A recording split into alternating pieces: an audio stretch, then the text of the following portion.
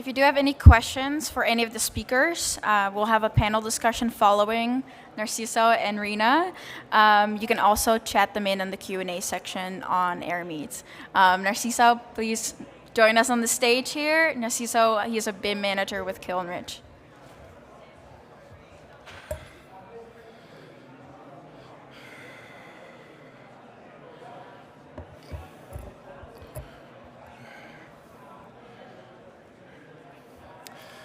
The top 3 barriers to using BIM are no client demand, lack of in-house expertise, and lack of training. Do you see that there is something in common in these top 3? And my conclusion is that the main barrier to using BIM is in the training. Well, the lack of training. I was curious about it, so I conducted a survey on LinkedIn asking about the level of BIM knowledge on my network. And the result was that 30% of the professionals are BIM self-taught, 39% are BIM essentials or BIM awareness course, 70% have completed an official information management course, and only 5% are officially certified in information management. I received my BRI ISO 1950 information management certification last February, and my quality and compliance manager said to me, "Congrats, Narciso. You are now part of a tiny islet of 60 people. Only them has the certification in the ISO 19650 with the BRI." I checked the list online, and only 18 people were certified with the task information management by the BRI. I hope everybody can appreciate the difference between someone who has self-taught or BIM essentials training, that is the 80% of professionals, and someone with an information management course or certified by a third party. I'm going to give you a few examples of real cases on the field over the years that I have seen. And the first one is in the BIM meetings, some of the companies think that they don't need BIM training for a BIM project. So they send the architects or engineers in the BIM meetings, and when they speak with people with BIM training, we seem like we are talking different languages. The second example is I once was working for an engineering company, and we did the design stage without a BIM execution plan. Neither the architect nor the client had any BIM training, so only the contractor could make them understand that we need a BIM execution plan in a BIM level 2 project because of the coordination issues and mostly for the design. I think everybody agree with me on that.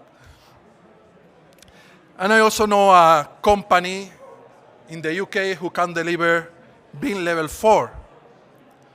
That is quite funny because I never heard about it. But they thought that having this information on its website could give them a good reputation. So I undertook my research on on internet, and I only could see an article from a random guy on internet, and the text was exactly the same that this company had on its website. Because BIM level 4 in the UK doesn't exist. And in another company, someone thought that it would be great to have an engineer creating a BIM guide for the company. So the engineer did his research on the internet, he took what he liked, and made his version. Now everybody can do anything with internet, obviously. You have Wikipedia, for example. The BIM guide for the company was born, and of course, nobody asked to the certified BIM expert. These are just a few examples. reinforcing the data from the first graphic about the main barriers to implementing BIM. I'm sure that you know more, but the main point here is that you cannot keep doing everything in the same way than 30, 20, or 10 years ago. Times change, and it is called evolution.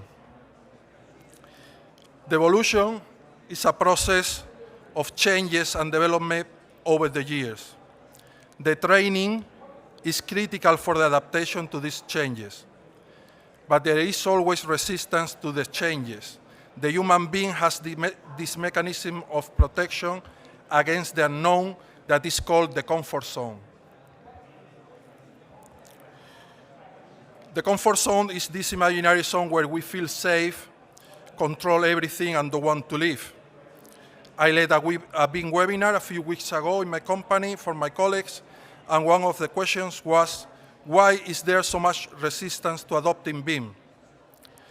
Well, the many benefits of BIM has been widely demonstrated. BIM has come to stay.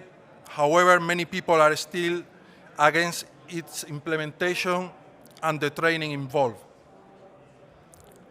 Let me tell you a BIM hero story about running alongside the evolution thanks to the training. That is what we are talking about here.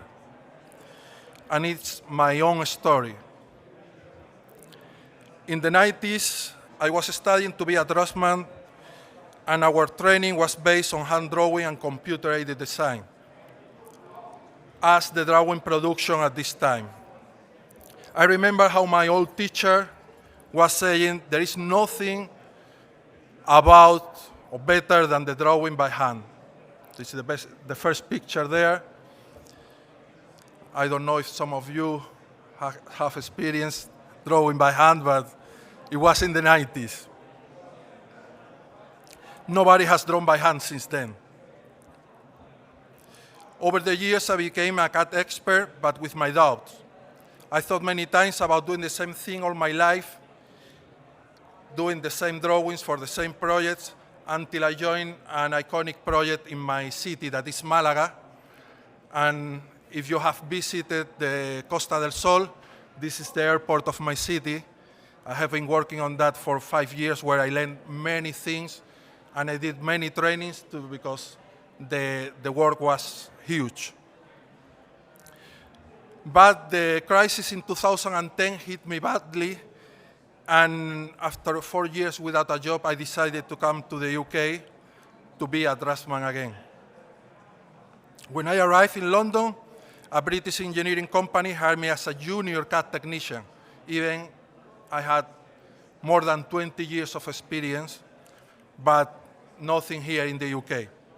They got a senior CAD technician for the price of a junior, but I discovered BIM, I discovered Revit, and I thought this was a good opportunity for a development in my career.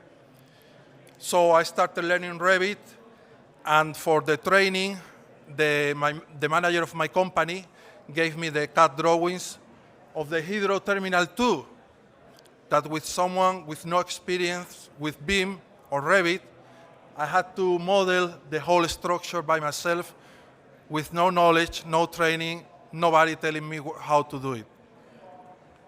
And after 3 years, a lot of training and many projects, like some underground stations in Riyadh, Dublin University, I had the opportunity to join probably the most iconic project in the UK, that was the Houses of Parliament.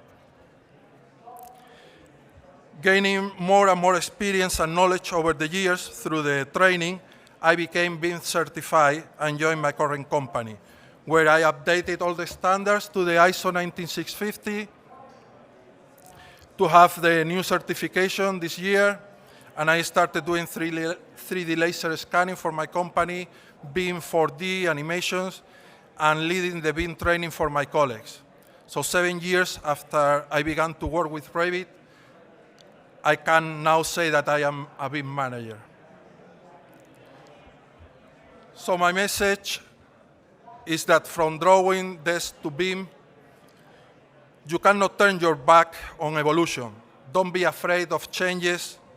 Don't be afraid to leave your comfort zone and take risks. Don't be afraid of evolution. Training is the best way to improve, succeed, and embrace evolution.